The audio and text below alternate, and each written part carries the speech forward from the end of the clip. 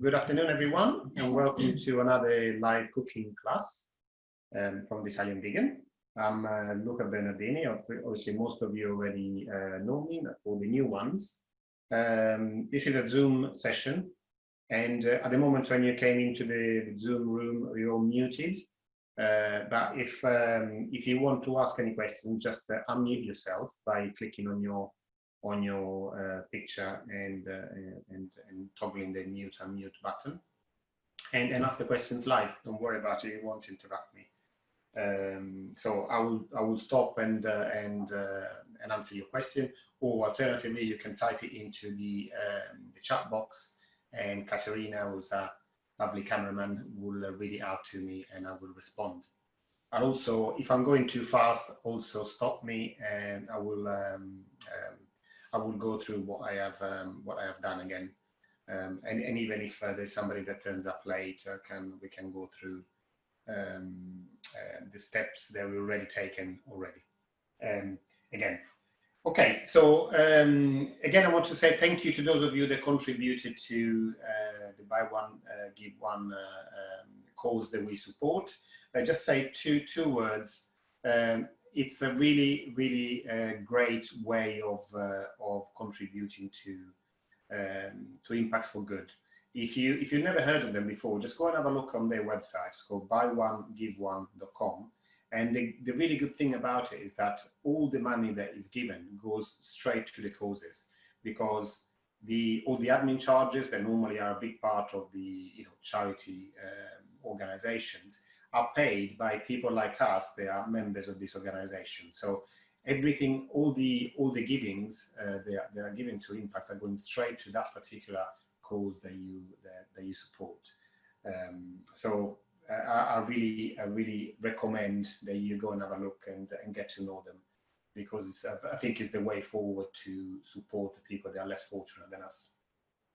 Okay, today we're doing fusilli with cauliflower, which is another very simple way of cooking pasta. But the interesting thing is that I'm going to show you a different method of cooking pasta, which is not the usual, put it in boiling water and wait for it to be cooked and then drain it. We will do it the same way that we will cook a risotto. So having hot water and adding it on as we go along. Okay, so let's start. And first of all, I'll go through the ingredients. So I said that in the ingredients to get whole wheat fusilli from the Cecco. Unfortunately, I wasn't able to get some. They only had penne. The other they said is the Cecco pasta, which is definitely the best that you can get in this country. I could only get penne, but I'd rather use fusilli. So instead of using the whole wheat ones, I'm going to use the normal fusilli, which are still from the Cecco, but instead of being whole wheat, I'm going to be like the normal refined wheat pasta. But they cook in the same time, so whatever you're using, we will be able to cook together.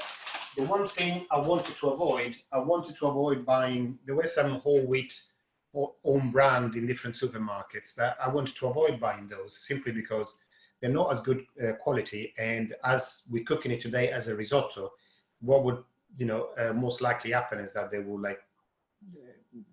just destroy into a mush, which is what I really wanted to avoid. I still wanted the pasta to be in one piece at the end of the cooking process.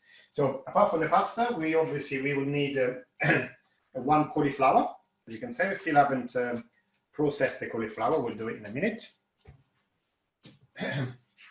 And then we will need garlic, chili, obviously olive oil, good quality olive oil, some sea salt,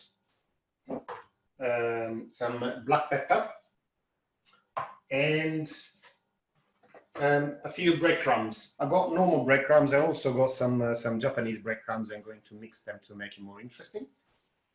And as you can see, this is a really simple dish. So let's start preparing it. We'll start with the cauliflower, and we'll clean it up. Obviously, remove all the leaves. and cut it. We're not too worried about the way that we cut the cauliflower, as by the end of the cooking process, it would have turned into pretty much into a kind of like cream. So doesn't matter really how you cut the florets. I just want to make sure that we remove all the leaves, and then we use the stem as well, because the stem is just as good. We just make sure that we slice it well, because obviously it's harder and it will take a little bit longer to cook. But if we slice it thin enough, then it'll be cooked at the same time as the florets.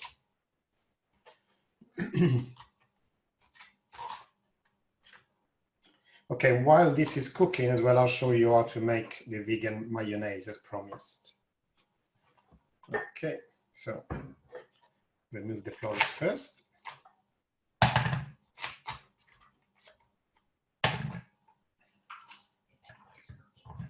Okay, so let me know who's cooking with me today.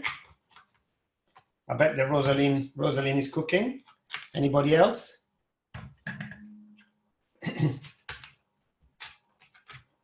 It's always nice to know if we actually are, if you're attempting to do this at the same time as I am.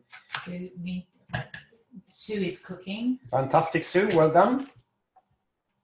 Anybody else? Not today, Catherine? Catherine, are you trying it? Or you try it later? Okay, doesn't matter if you are cooking or you're trying it at a different time. The important thing is that what we're cooking is delicious. Catherine said that she'll be cooking it this evening. Oh, fantastic, Catherine. Okay. Okay, so I just removed the bottom part of the cauliflower stem and the leaves. And then I just slice it. Make sure it's sliced quite thin. So it can be cooked at the same time as the florets.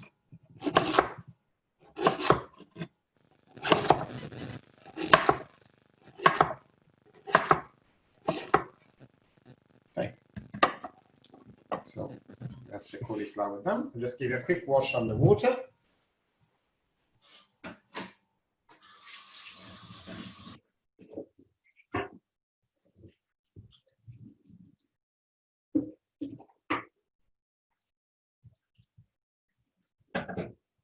Just let it drain for a second, and then I'll put it in a pan that you have a lid for, hopefully, because it will make it easier to cook. Take a little bit less time to cook.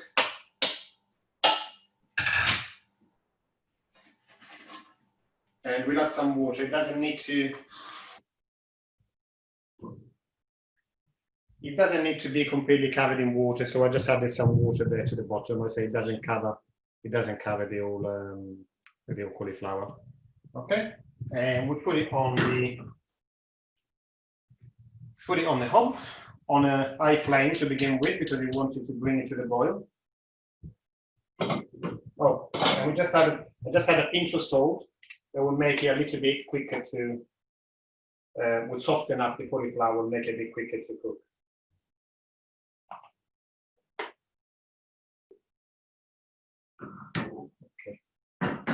So cauliflower is on, and will take about 20 minutes probably.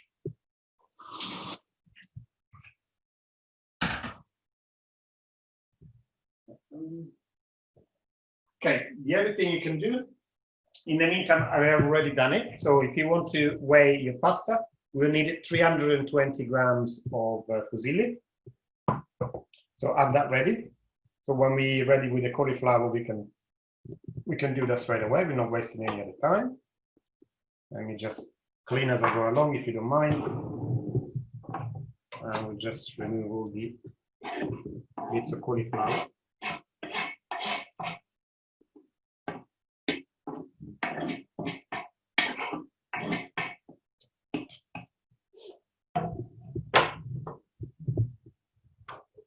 Okay, so we'll have the pasta, and in the meantime we'll clean the garlic. For those of you that know me, you know that I like cooking with lots of garlic. This is something that is down to taste. I mean, you do need garlic in this dish. So I'll be using about 5 cloves of garlic. You can use as little as 2 if you want. It's up to you, depending how much you like the flavor of garlic. You want to smell. And how much you want to smell after you've eaten it as well. Okay, and I will do some as well for when we do the mayonnaise, because we can do it with or without garlic. You know, the aioli or the garlic mayonnaise. So I will show you how to do it with garlic. If you want to do it without, you just do it without garlic. It's the same process. Okay, so let's just clean the garlic in the meantime while we're waiting for the cauliflowers to cook. Did your gran use cauliflowers when she used to do the fried, the fritto? Did she used to use that? Or? Yeah. My grandmother used a lot of cauliflower. We used to grow it as well, so we used to come from the orchard. And one of the things that she used to do, I haven't done that yet. Maybe it's one of the next episode we can do some proper vegetable deep fried vegetables. They were absolutely delicious. She used to do it quite often, and they were so delicious that honestly they would struggle to reach the table, because we would be in and out of the kitchen, and as soon as they come out of the pan, we used to steal 1 or 2.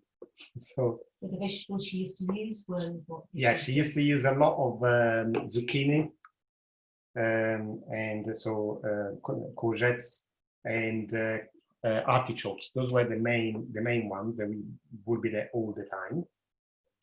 At the time, she would also have mushrooms, like cauliflower, broccoli sometimes, but mainly it would be courgettes and artichokes.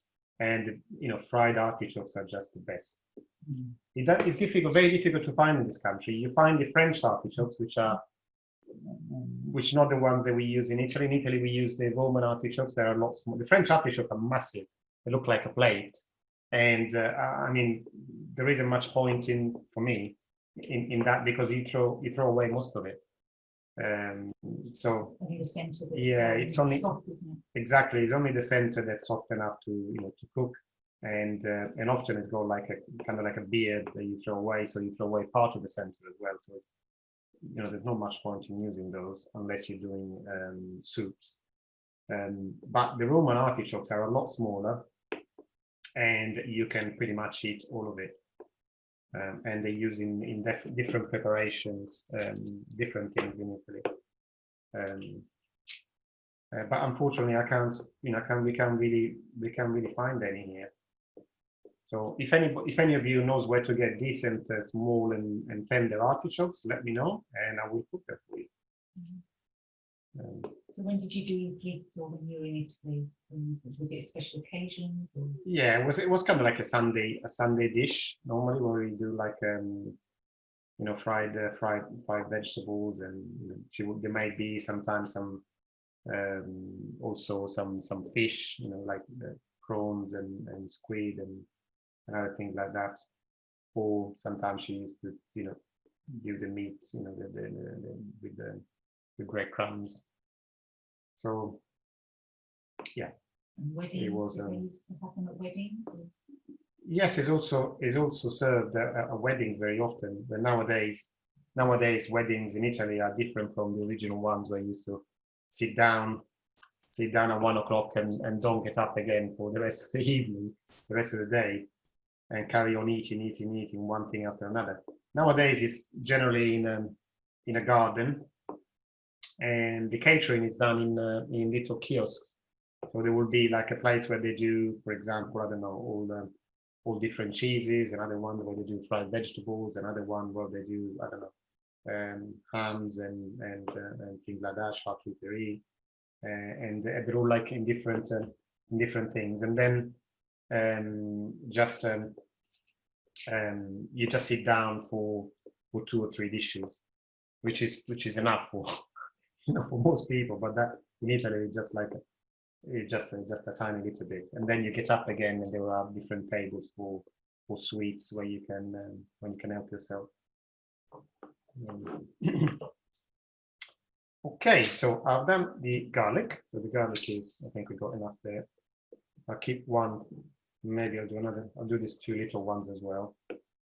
Keep some for the mayonnaise, and the rest of it will be ready for the pasta.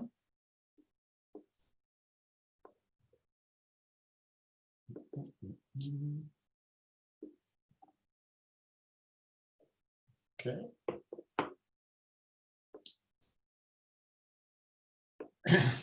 Any questions so far? Everything clear? Yeah. Okay. Well, the silence is good. No news. Good news.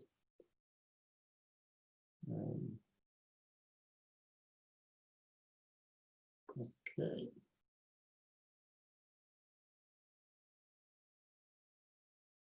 Okay. So what I'll do in the meantime, we'll get this. I'll get this ready for later. Just take a pan. I'm going to be using this big one for the pasta. Then I got a little omelette pan that I use for the breadcrumbs, to toast the breadcrumbs at the end. And I use this another pan for the garlic and chili. So I do that. We cut the chili as well. So you can cut it as you wish. Keep it. They eat that liver, don't they?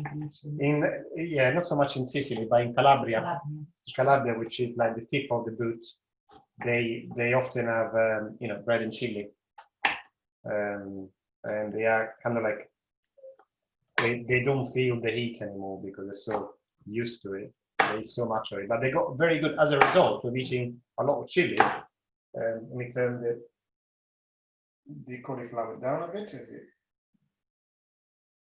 Okay. As a result of eating so much chili, they got a really low percentage of heart trouble. So chili is really good for your heart. Okay, so I can put the chili in there.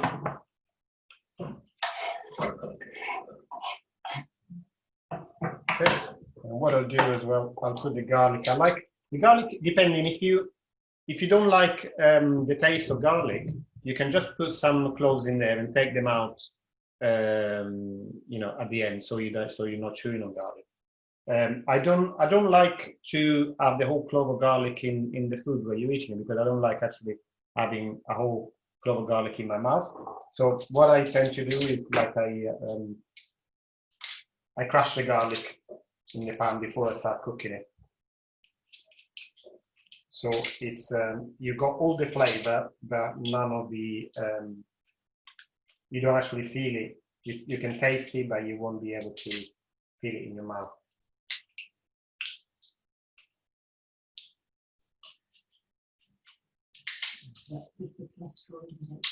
Garlic is absolutely excellent for cholesterol. And even if, you know, obviously if you have raw garlic is the best. You can just eat raw garlic in the morning, and that would be great. Or you can buy in the pharmacy, you can buy tablets of, you know, garlic tablets, and those are good as well. So if you got high cholesterol and you know you don't want to change the way that you eat, which probably be the best thing for it, garlic will definitely help. So I'm showing you a way of making it fun. So it's good for your heart, and at the same time is it's very tasty. So because we're ready, we're not going to touch it at the moment. What I wanted to do now, I will show you how to make the mayonnaise. Okay, so we'll do the same thing. Do the same thing with this garlic. What we can do, there's 2 types of mayonnaise. Just a normal one on the one or the aioli, which is with garlic. So I'll show you how to make the one with garlic, with just an extra step. And you can, as a result, you'll be able to do the standard one just by avoiding putting garlic in it. Okay, let's put this on the plate. I'm going to do the same with this one, so I'll just squeeze the garlic. Okay, there's a message somewhere. Okay, Evelyn says high consumption of chili peppers or capsaicin, I don't know. Capsicum. Capsicum may desensitize your pain receptors over time. Some evidence suggests that capsicum can promote weight loss by reducing appetite and increasing fat burning. Oh wow, fantastic! Thank you very much, Evelyn, for sharing that with us. That's really good. I hope that everybody heard Katerina when she read it, or you can read it in the chat. In the chat. Thank you very much, Evelyn. That's great. It's so good to share with some knowledge that we have. Okay, so this is done. What we will need then, and I'll just get the milk and oil.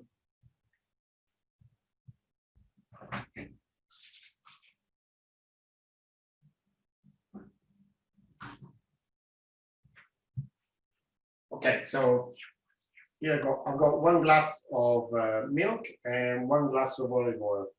Sorry, of not olive oil. I'm using rapeseed oil. And what milk are you using? And I'm using oat milk.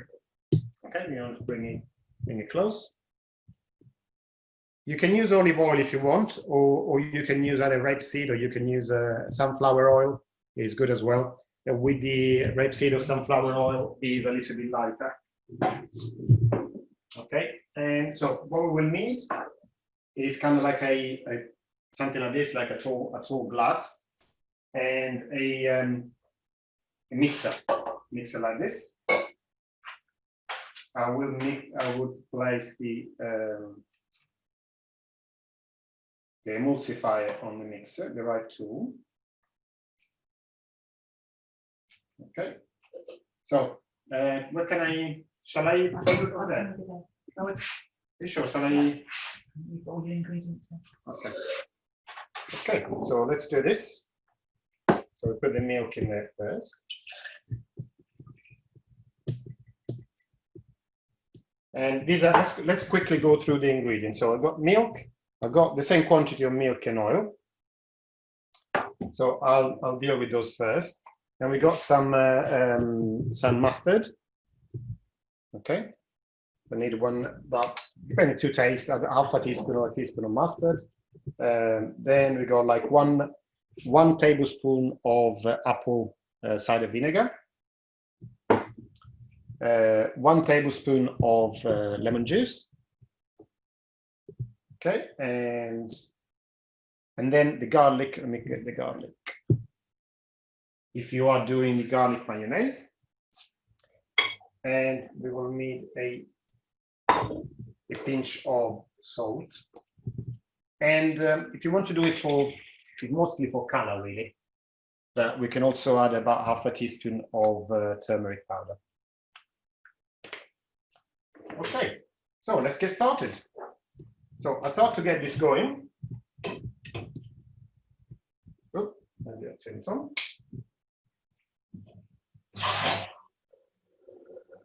So what we do, we'll add the oil slowly.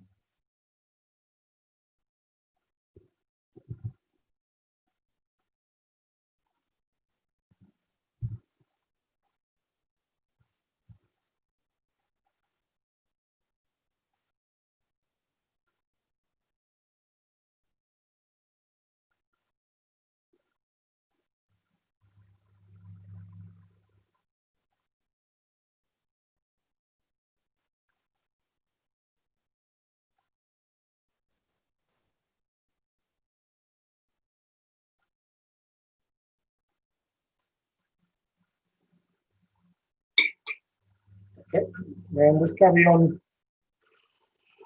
We'll let that go for a while until it thickens a little bit.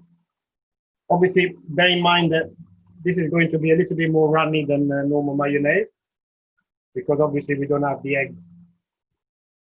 in there.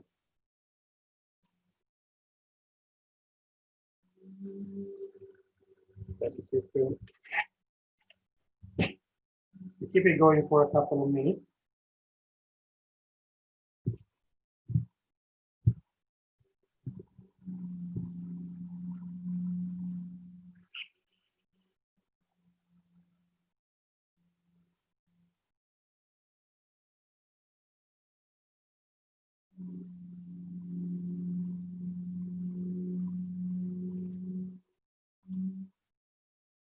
Can you see?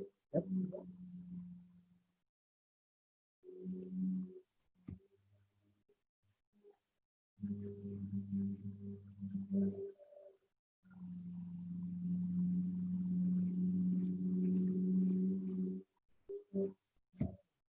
Okay, now I'll add the other ingredients. So we'll have a kind of just short of a teaspoon of mustard.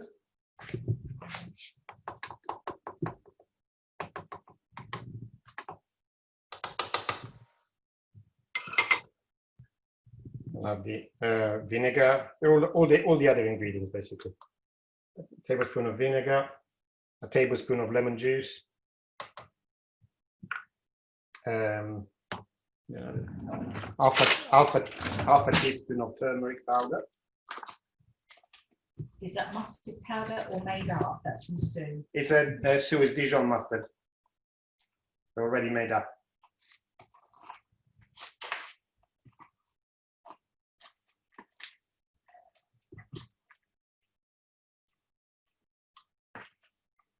Okay, half a teaspoon of turmeric.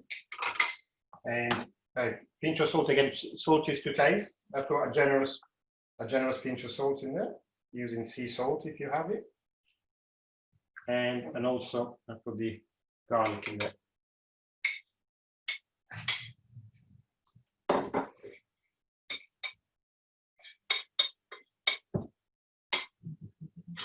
Yeah, okay.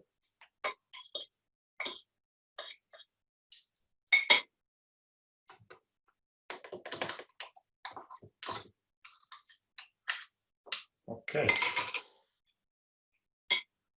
Okay, we'll carry on.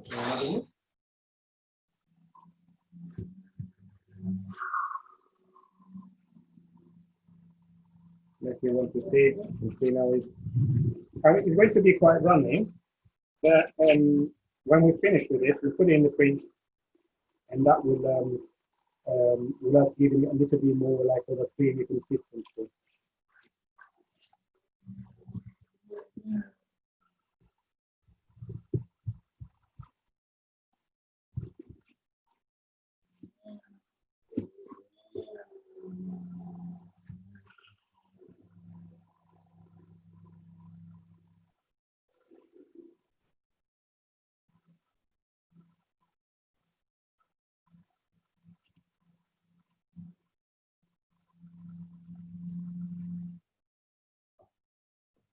Okay, now it's give it a little taste.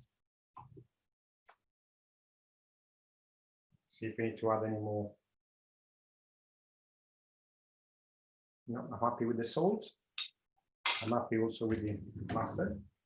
So give it another little mix. We're almost ready.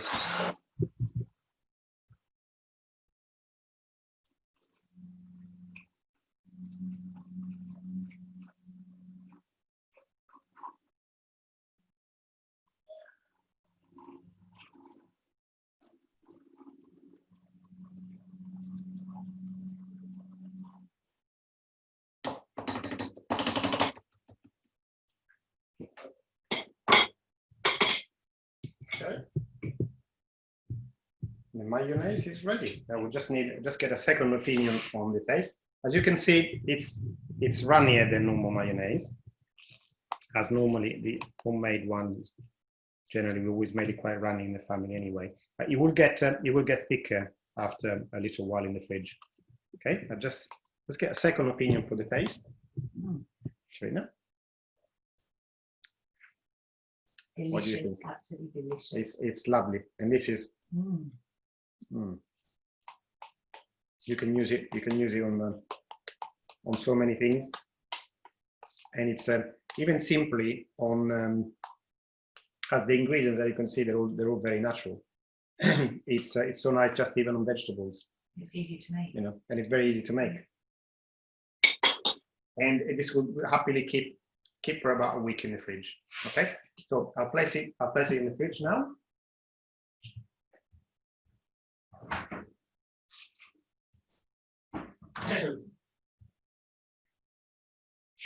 And I'll just, if I can get a glass, I'll just clean. The good thing about this thing is they're very easy to wash. With some water, a bit of soap.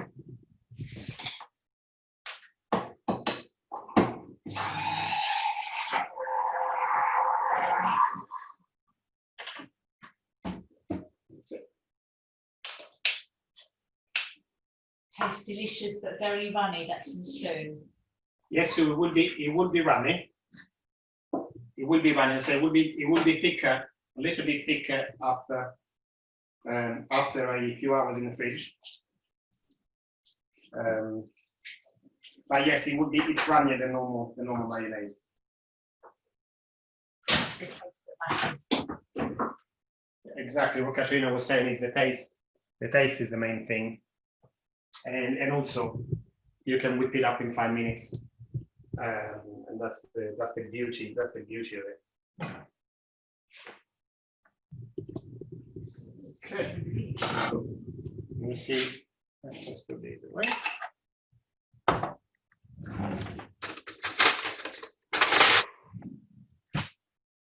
Yeah, the cauliflower is nice and soft. I say it doesn't really matter how long you cook it for because it needs to turn into a cream. So that is fine. You can turn it off for now, and we can get started with the cooking the main dish. So take this away for now. So one thing I want you to do before we start cooking the pasta, just fill the kettle and boil the kettle because we need some hot water to cook the pasta. So make sure that you've got a nice. Probably you need about 1.5 liters of water. Maybe 1 to 1.5 liters of water. Basically a kettle full. Okay, so that is ready. While we're waiting for the water to boil, we put a few tablespoons of olive oil in the pan. So we're using, just to show before I start cooking, actually, just kind of like if you've got a large pan, if you got one with a little bit of a border, so that make sure that all the ingredients stay in the pan when you toss them. So I'll have about say about 4 or 5 tablespoons of olive oil. Well, and the last one. Okay. And turn the heat on.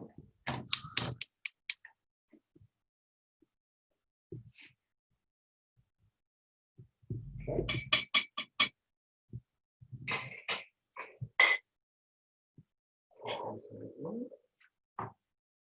So we'll wait for the oil.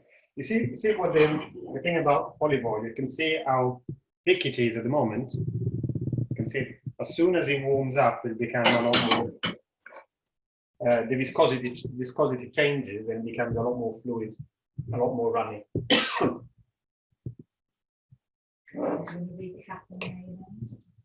So yes, let's recap on the mayonnaise. So we'll have very simple: 1 glass of milk, 1 glass of oil, of vegetable oil, whatever you want to use. You can use sunflower oil, rapeseed oil, or olive oil. And you start with you do them with a mini pan or something, one of these things. You put it in. You start mixing the milk first, and then slowly add the oil, and you carry on for 2 or 3 minutes until you start thickening up a little bit, and then you add all the other ingredients, which are 1 tablespoon of vinegar, of cider vinegar, 1 tablespoon of lemon juice, a generous pinch of salt, and half a teaspoon of turmeric powder. Okay, once you've got them all in, you carry on mounting them for another couple of minutes, and then pretty much it's ready. Oh, and the garlic, if you're doing the garlic version, then you add the garlic to it as well. We used about 2 cloves of garlic. When it's ready, it's going to be quite runny, as opposed to normal thick mayonnaise. That you place it in the fridge, and within a few hours, it will have thickened a little bit. Although it's still going to be, I warn you, it's still going to be runnier than normal mayonnaise, but it's going to be a lot closer to the real thing.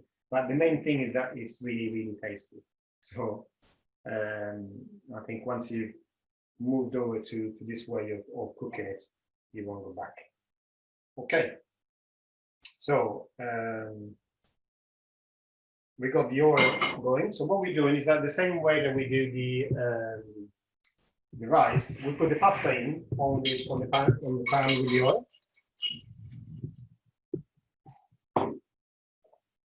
And just let it coat in the oil. And just do it for in less than a minute. Let's just get the boil. I wasn't boiling. Okay. Make sure that you got the hot water from the kettle ready as well.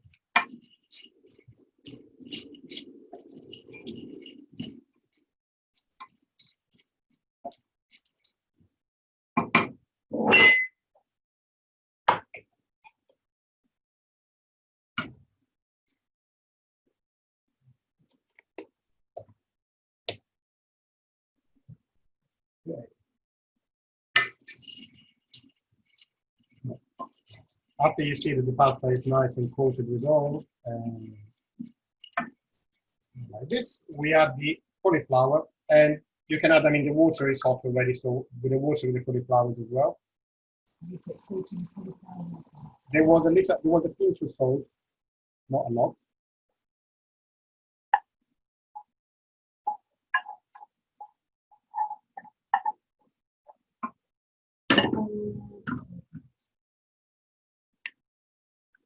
Carol's just joined us.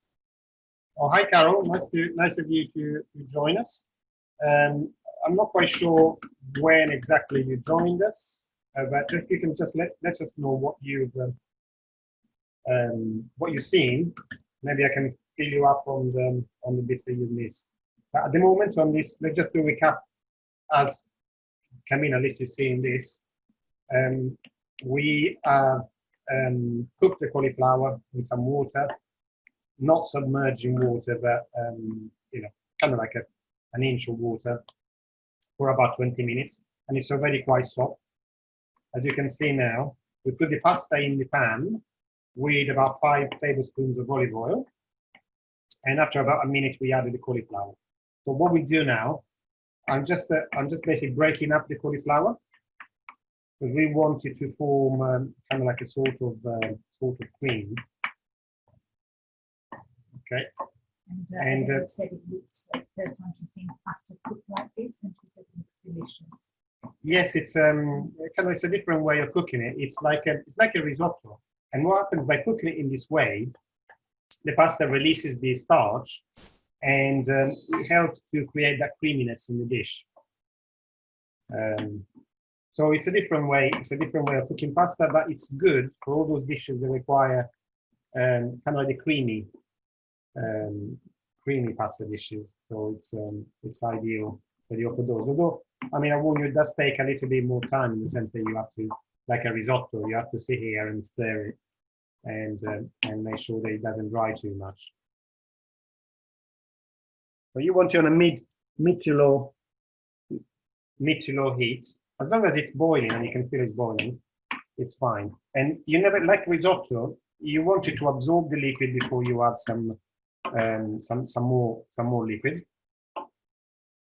So what I'll do, I'm going to put the water from the kettle, which is just boiled, in the pan.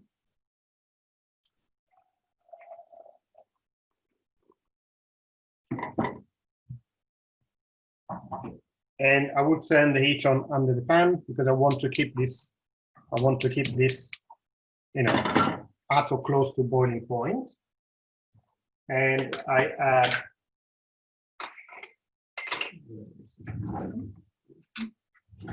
add about half a tablespoon of salt.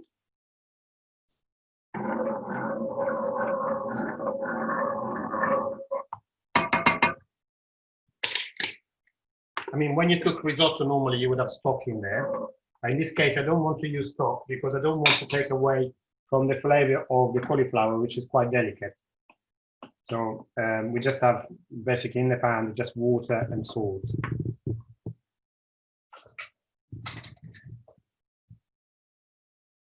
And as and when you can see the pasta absorbs the water, we'll add a little bit more. That's 1 or 2 ladles at a time.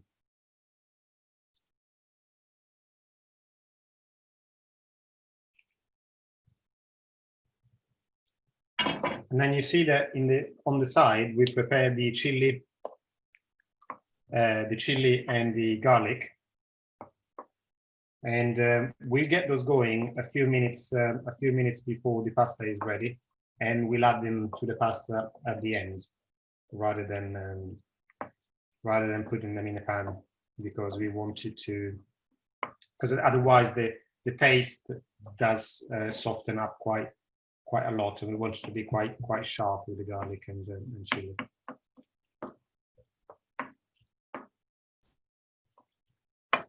So it's getting creamy, isn't it? Yeah, definitely getting cream, and also the cauliflower, as you can see, is already soft, and it's already pretty much disintegrated. So we're quite happy with this, and you don't need to do much. But if it is a little bit harder, it will get softer as you cook it. And you can also, if you want, you can squash it down a little with a fork. But we don't want it completely smooth like a cream, you know, like blending it.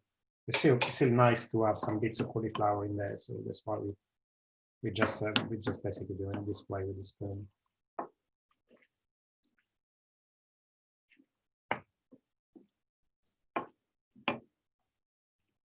Regulate the heat so that it's enough, and you can feel it's boiling quite happily. I don't want to burn it, so not too high, not too low, right in the middle. It's better if you take a little bit of vinegar. I don't want the phone to overheat.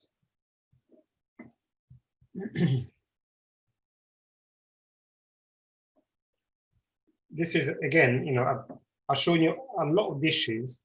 They are very simple to cook, and this is another one of those that got very few ingredients. But I wanted to keep it simple also because I want to show you this method, slightly different method of cooking pasta. And when there are few ingredients, it's easier to get the method right, and then you can do it. You can use it for dishes that are a little bit more complex than this one. Semplicemente delizioso, that's the Evelyn. Semplicemente, Evelyn. Thank you very much.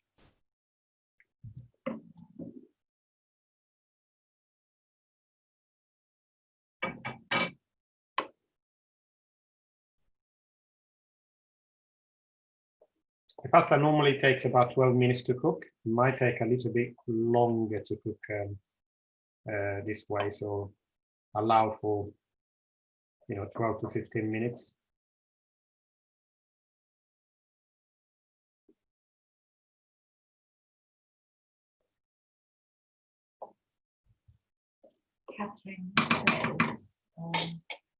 Catherine says I'll be making the banana tiramisu tomorrow as a treat. Oh, lovely! We had it last week. I think it didn't last very long.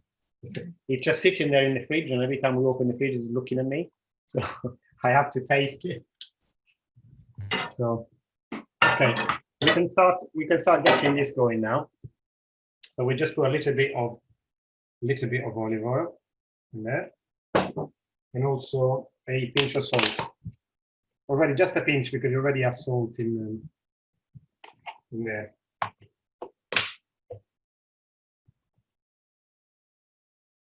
Which one is it?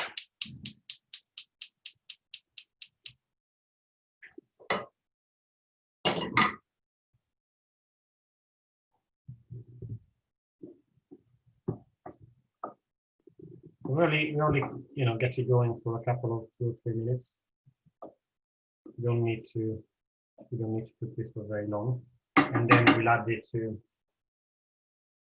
the pasta.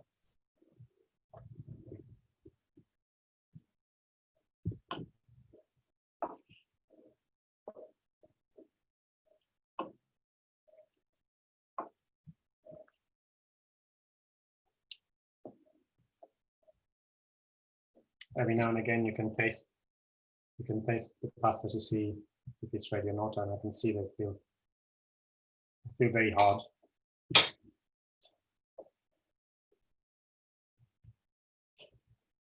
One thing I forgot to do is just always just taste the salt in the water that you're using. Make sure that there's enough of it, otherwise, as in this case, for example, I need to add a little bit more salt.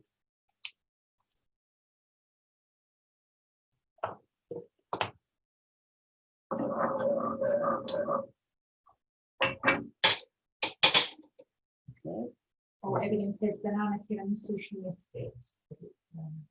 Oh, Evelyn, the recipe is on the site, so you can get both the video and the recipe card from the Genius Youth Circle page in the library section. So feel free to taste it, try it in your own time. It will only take, it's very quick to make as well. I mean, it's ready in 10 minutes really.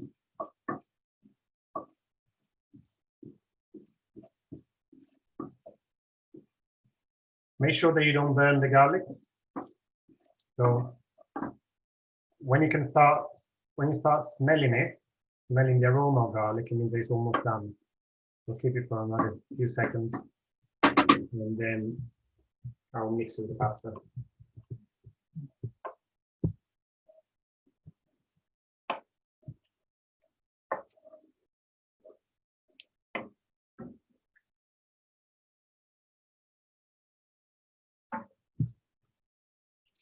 And Carol sharing the tiramisu that she made, it was delicious, and she made it on Monday. It was lovely, a lovely photo, Carol. Thank you very much for sharing. It was beautiful. That's made me all like wanted to eat it again. So, shall I make another one?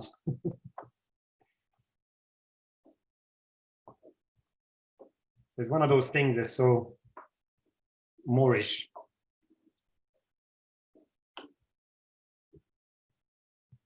Okay, so this is ready. I'll just now add it to the pasta.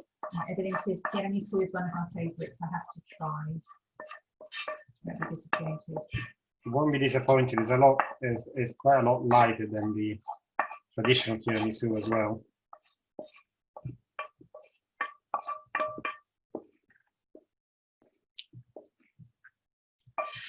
I just want to make sure, I just do this just to make sure I'm collecting all the nice flavor from the pan.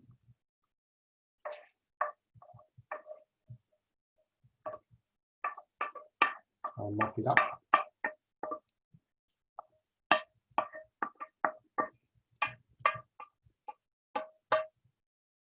Okay, that is done. Evelyn's asking if she can find you on Instagram. I haven't made the transition to Instagram. I'm not really a social media person that much. We're on Facebook.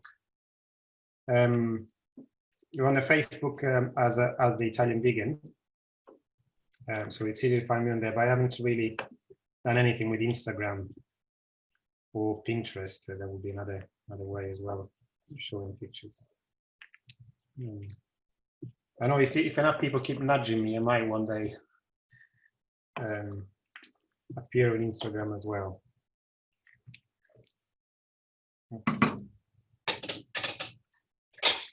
Let's have another taste.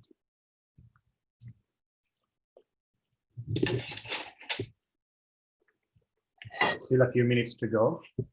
Okay, what we can do in the meantime, we can get the breadcrumbs ready as well.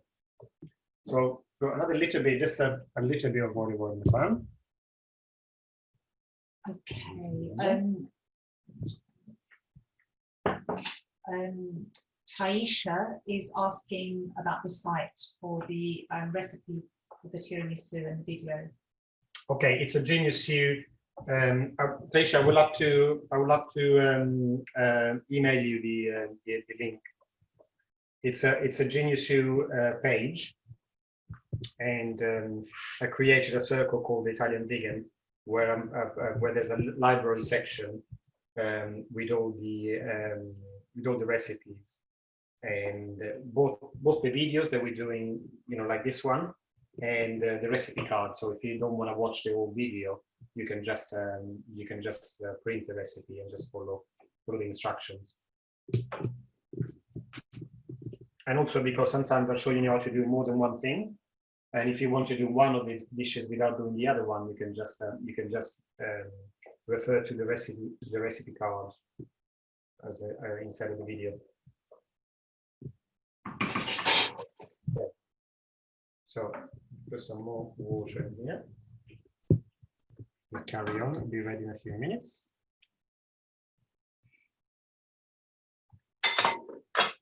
Give it a twist and we get going with the breadcrumbs. Okay, so she shared her email, so notification the link. It's fantastic. Yes, I've got everybody's email that's on the call today, so I'll do that later. Okay. So I've got a bit of both. I've got some normal Sainsbury breadcrumbs, nothing special. Just let this. Let me just let this warm up a bit before I put them in.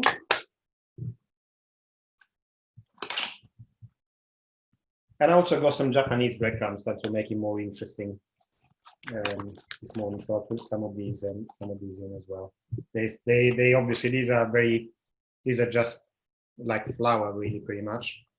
These are a little bit more interesting because they got a little bit of texture. You can say kind of like flakes, rather than flour. Oops. Give this Always make sure when you're doing things, whether a risotto or you're cooking pasta this way, make sure that it doesn't, until it's ready, obviously, make sure that it doesn't dry up completely, because then it would burn. Okay.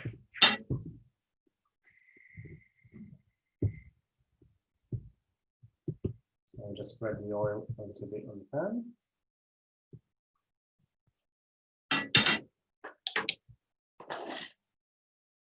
I'll just add some breadcrumbs.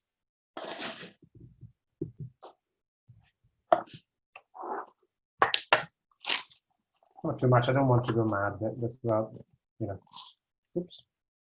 So I don't want to go mad and then get ends up going on in there. So I've got about four tablespoons of breadcrumbs. And I just let them there to toast for a couple of minutes.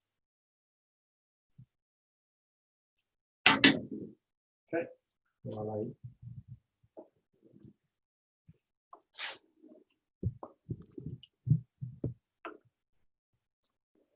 As you can see, the pasta looks a lot more plump now. It's almost done.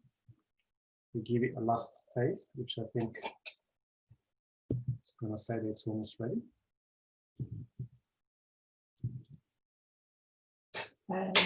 Rosalie wants to know, what did you add to the breadcrumbs and oil? Nothing. Absolutely nothing. Just breadcrumbs and oil. What you can do now, actually, just good that you reminded me. We just add a pinch of salt. literally just a pinch.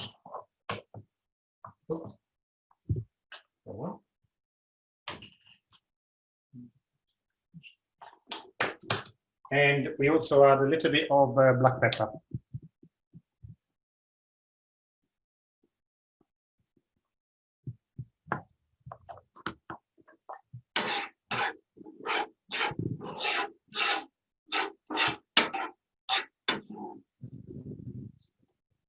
So we just let it toast for a couple of minutes.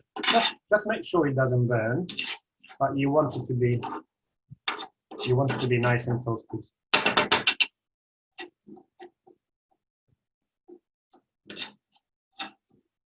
Okay.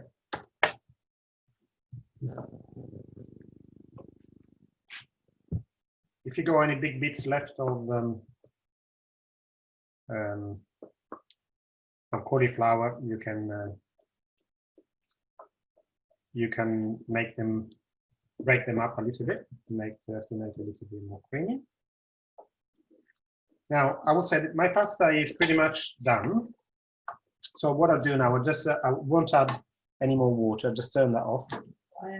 Who's this? Sue wants to know what the quantity of the breadcrumbs that you use. I used about 4 tablespoons, but it's pretty much to taste. I mean, if you like the effect of the breadcrumbs, because we'll add those directly when we dish the plates, dish the pasta on the plates.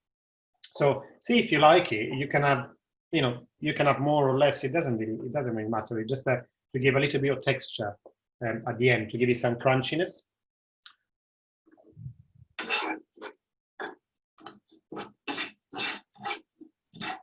See, the breadcrumbs are almost done as well. You can see that they kind of like change color from golden color that they are at the beginning. Now they are dark brown.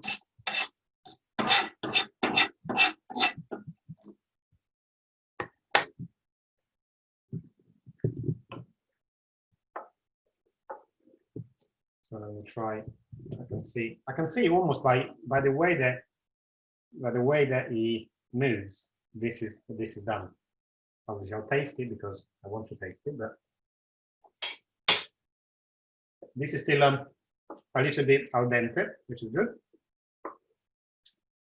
You can also, by tasting it, you can regulate salt. If you need to add a little bit more salt, you can do it at this stage. You never want to do it at the end because you want the salt to mix in. I'll add another pinch here.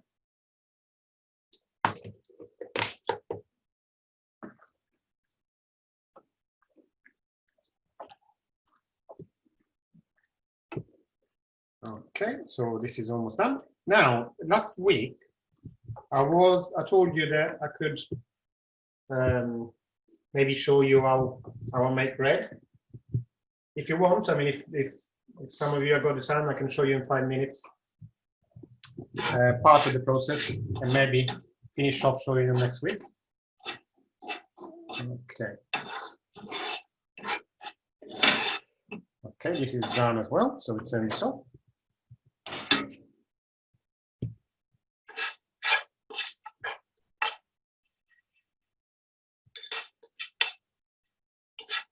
Catherine says yes, please, for the bread. Okay, so let me just finish with this. I'll dish this up and then I will show you what I do with the bread.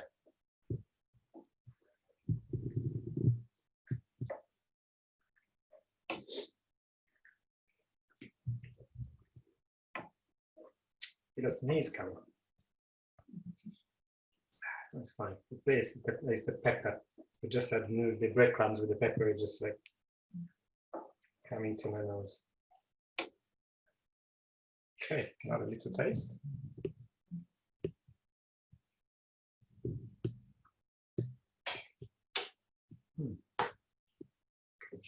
This is lovely. Although, I mean, it's really nice, but because I haven't used all the water and all the salt was in the water, it's a little bit short of salt. So I just have to add another pinch. I don't taste it. Obviously, I can't see what you're doing and I can't taste your pasta. So always make sure you taste it. Don't just follow what I do. without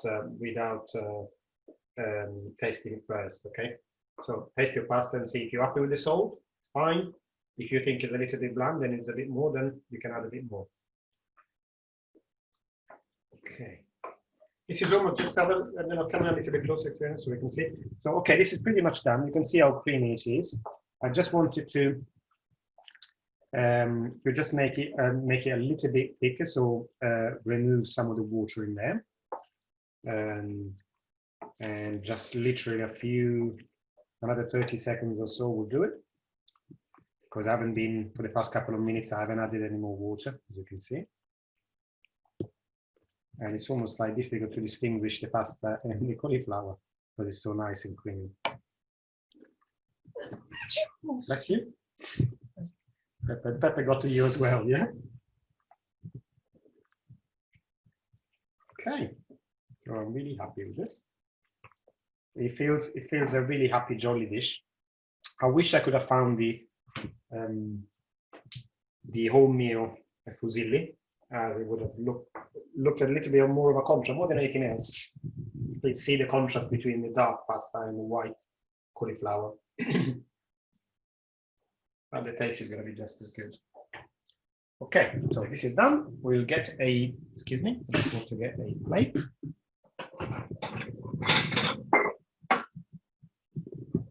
Actually, we'll get two. Each.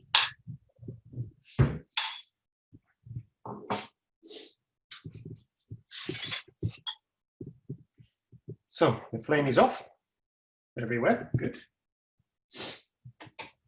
And we can just dish up.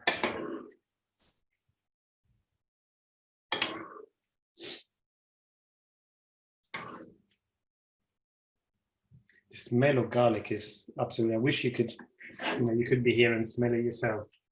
It's great. Okay, so this is a nice dish. What I'm going to do, I always like to add just a tiny little bit of fresh olive oil.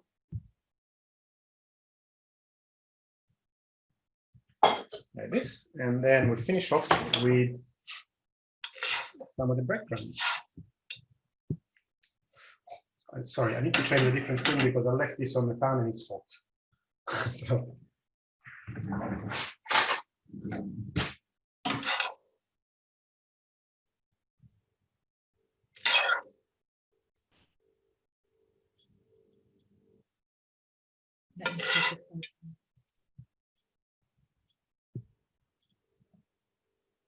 Voila. Shall we take a photo? I need your camera too. While I dish up the other bowl. You know, the one thing, I mean, you must have seen Francesco, our son. You know, he went out today, went out to London with some friends. But he said, make sure that you leave me some, because he's so good. Sometimes he's not happy to leave before this Saturday cooking class is finished, because he doesn't want to miss out. So today, he absolutely had to leave early, so he can't be here tasting it. But I promised that I would leave him a good portion for later. We phoned up last week and didn't see because he wanted to eat what you've made. Oh yes, that was really funny actually. Last week, he sent a message. He was out, and he was pondering if to eat out with his friends or if to come and eat at home. So he sent this message saying, if I was to eat at home, what would be for dinner? And then he liked the sound of what was there, and he came back and had something to eat at home. Okay, so let me take a photo of this.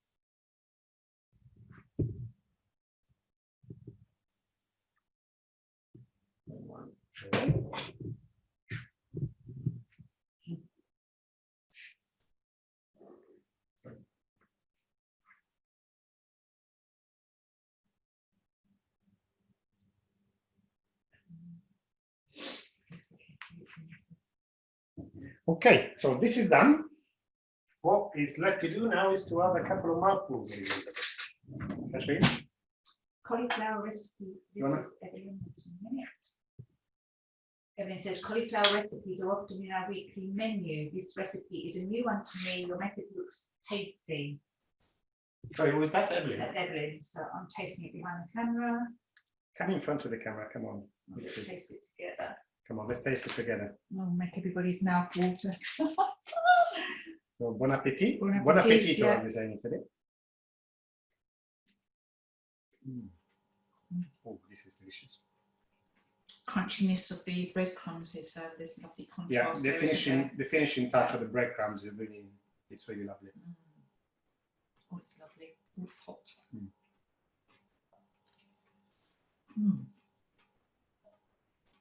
This is just, I mean, you see how simple it is, and I mean, it's a pity that, you know, some of you obviously are cooking with me, some of you are not, but just this way of cooking it makes it so creamy. So not just the sauce is creamy, but the pasta itself is. And the fusilli are just right, aren't they? Because it wraps itself around them. That's why I wanted to do this with fusilli, and I didn't use the whole wheat penne that I had, because the fusilli really mingle with the sauce in a way. Delicious. I'm going to get back behind the camera. Sorry, I just had another bite, and then I'll be back with you, show you this bread. Right, we've got 2 comments. Lovely. Really Bon lovely. appetito from Evelyn. And Hilary says it looks great. Question for Evelyn, actually. You were saying is often in your weekly menu. So are you running a cafe or a restaurant?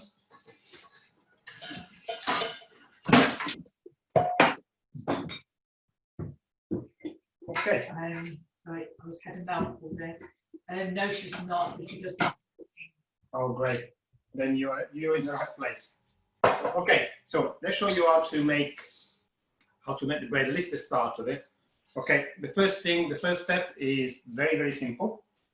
The recipe I use called for 800 grams of flour and 500 grams of water. Okay, so let me just, and you can experiment with different types of flour. It's delicious anyway. Where are you? Okay, today I'm doing it with Khorasan flour. This is a very good quality wheat flour. Okay, and I use them. I'll measure up 800 grams of this.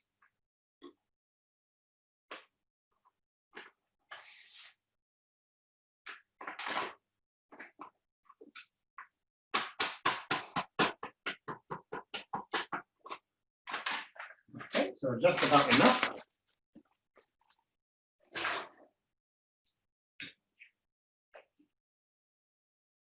And now I will.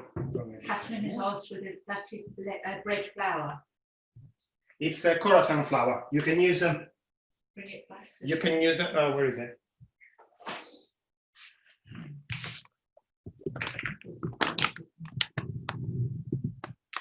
This is wholemeal Khorasan flour. Okay, so but I'm experimenting. This is I actually never used this before. So you can generally use a strong bread flour or a mix of strong bread flour and all-purpose flour, which is good as well.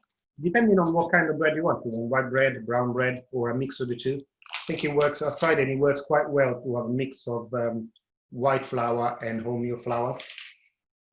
The process is the same. Okay, so we got flour in there. Now I'll get 500 ml of water at room temperature, so not too hot, not too cold.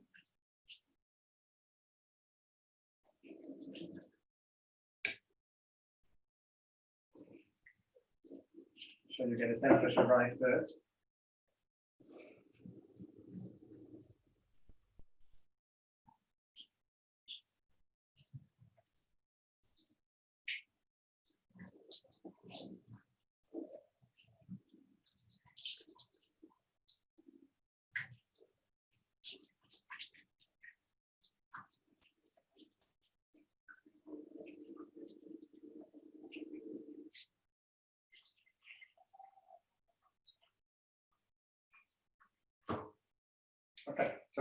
I got 500 ml of water. And the first step is simply to mix the flour and water. Nothing too complicated there.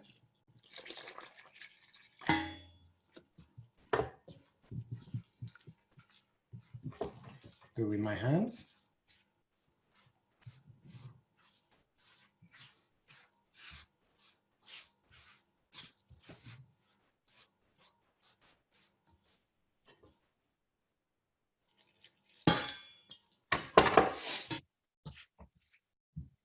Now, this is a process that is not something that is done quickly.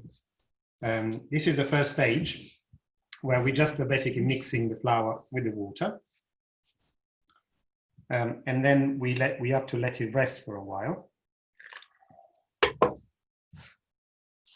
Once this is combined, it'll take a little while.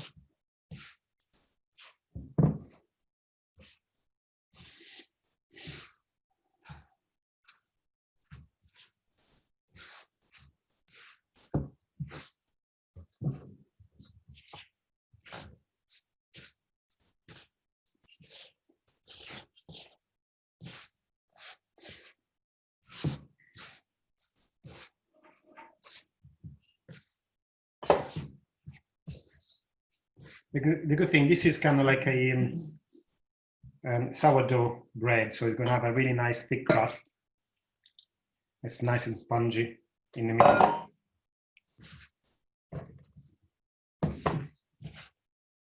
And you can decide, once you've got the dough ready, you can decide which shape to give it. If you want to have just a kind of like a country loaf, or if you wanted to have a kind of like shape like a French stick, or little buns, whatever you like. This is done at a later stage. In the beginning, we just have to combine this, and then once this is nicely combined, we will let it rest for half an hour. This is to give the mixture more strength. You'll see it makes a really big difference to just let it rest. You can let it rest for longer if you want, or half an hour. Half an hour is enough. Let's not make it too complicated. And once after half an hour, we'll then add the yeast and a little bit of salt. I'll use 300 grams of live yeast, of mother yeast, and I'll show you in a minute after this is done. 300 grams of live yeast, 3 teaspoons of salt, and 1 teaspoon of honey. But I'll add these later on after the bread has rested, as I said. Okay, so today I'll show you just this step, and then I'll show you the yeast. And if any of you want to try, I will tell you how to have some live mother yeast. Then you have to, once you've managed to create the yeast, you just keep it in the fridge, and you feed it every 4 or 5 days. And then what happens is that every time you feed it, pretty much doubles in size. And then you can keep some and put it back in the fridge, and you can use the rest to make bread. Okay.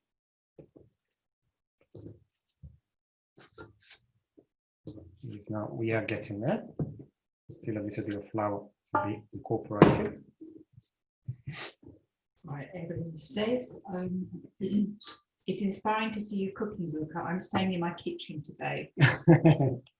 I know, I love it. Sometimes I find it that if I'm nervous or I'm upset for something, whatever, I sometimes get in the kitchen and start cooking and doing something, and it just relaxes me. A couple of weeks ago, I can't even remember why I was upset, but I was upset, and I started making gnocchi.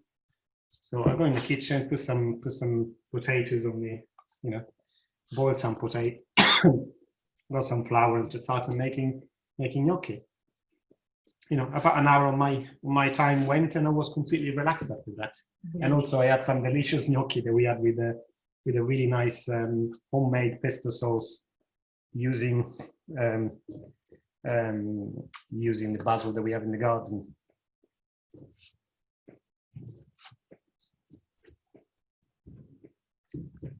Okay, we are getting there. Another couple of minutes, and all the flour will be incorporated.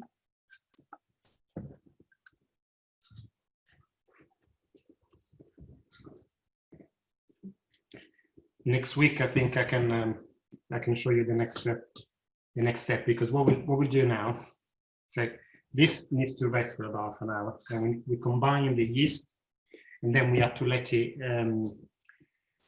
levitate for about 12 hours. Okay, so generally it's a good thing to do this, to prepare this in the evening, so you can then let the bread rest and levitate overnight, and then it's ready to cook in the morning. So you can have like fresh bread first thing in the morning.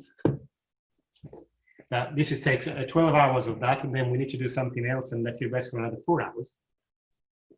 And then we're ready to bake. Baking doesn't take that long, only about 40 minutes.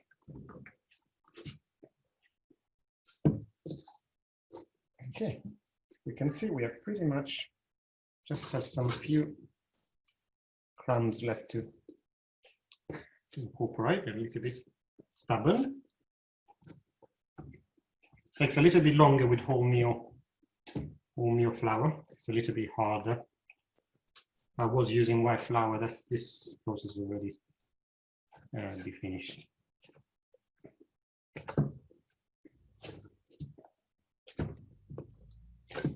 I like to this stage at the end, once all the bread is done, you can start playing with the dough. Start making it into a nice bowl.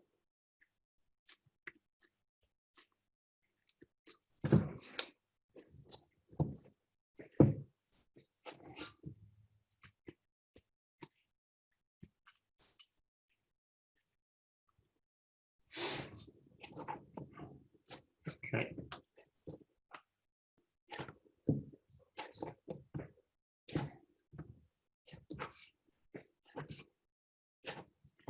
Okay, as you can see now, there's no flour left here in the bowl. I just do this just to get the last bit of flour that's stuck to the edges.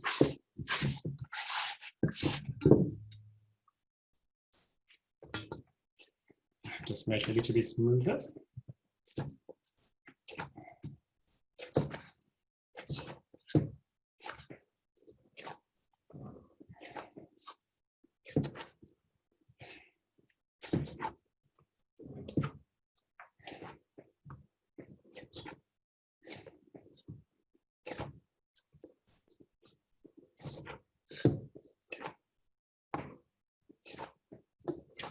Okay. Now this is done. We'll just shape it into a bowl.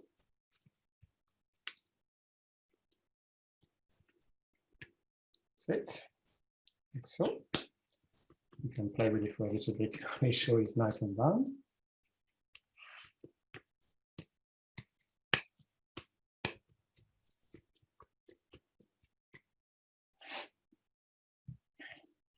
Okay, this is now time to, so we put it like this, and we cover it with a tea towel and leave it to rest for about half an hour. After half an hour, this is my muddy yeast, so kind of like a paste. Okay, now I've, as you can see, this was the level of the yeast when I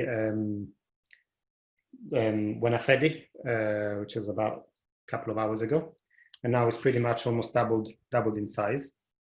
So once this is ready, I'll measure up 300 grams of this and add it to the bread with salt and the honey. Okay, Wendy said, do you need to add more water sometimes for different flours?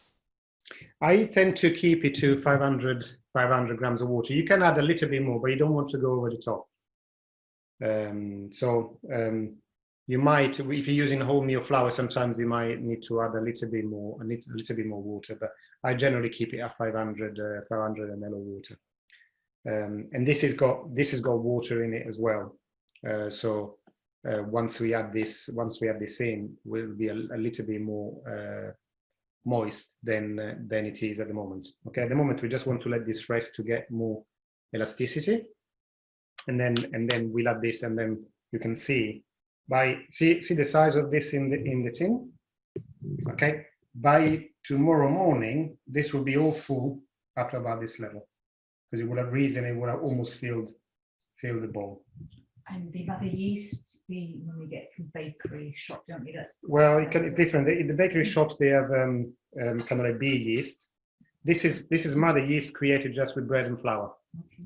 If you're interested, I can give you the way. This was given to me by a friend, who gave me like just a little bit in a jar, and then by doing that process every 4 or 5 days, I basically take it out of the fridge, let it rest for a couple of hours to bring it to room temperature, and then add 100 grams of flour and 80 ml of water, and do this, and then it will rise. And then if I'm ready to do some bread, I'll measure some out for the bread, and I'll put the rest in the fridge for another 4 or 5 days, and this will keep going forever and ever and ever. So if you do bake, is something that is good to keep in the fridge, and you can have as little or as much as you want. Obviously, bakeries always have a lot of this because they use it every day. But we do about 1 loaf of bread a week. I mean, it's quite a big loaf. It will be, just to show you, it will be pretty much the size of this cutting board. Okay, but it's quite a sizable loaf, because it's going to be what we got, about 1.5 kilos in weight. So quite a big loaf of bread.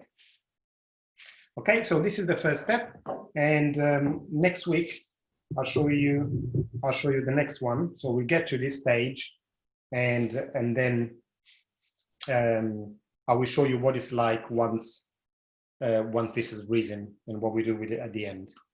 Okay. So, any questions? I've got all like bready hands. Any questions, or are you all happy with what I've shown you today? So I'm glad that you enjoyed it, and those of you that tried it, hopefully that you enjoyed your pasta, and hope you use the mayonnaise as well later once it's got a little bit thicker. And I'm looking forward to seeing you next week. Thank you very much from Catherine. There's a couple of recipes that I wanted to show you in the next few weeks. One of it is cannelloni. You might have all tried at some stage in some Italian restaurants. It's kind of like a lasagna made in tubes rather than in sheets. And also like a risotto in red wine, red wine sauce, which is really nice. And it's another thing that I haven't shown you yet. But I will make my final decision about what to do next week later on, and I will post it tomorrow. So we got thank yous from Catherine. Evelyn says thank you. Hilary says thank you. Evelyn says buona fine settimana. Thank you very much, Evelyn. Same to you. That means have a nice weekend, by the way. Taisha says thank you. Wendy says thank you so much. See you next week. Nikki, thank you, was delicious. Carol, thank you. Catherine, I'm glad you're carrying on with the cooking. And Evelyn, yes, red wine, yes. And Sue, thank you. Okay then. All right. I'll see you again next week, and have a lovely weekend. Okay. Bye for now. Bye-bye.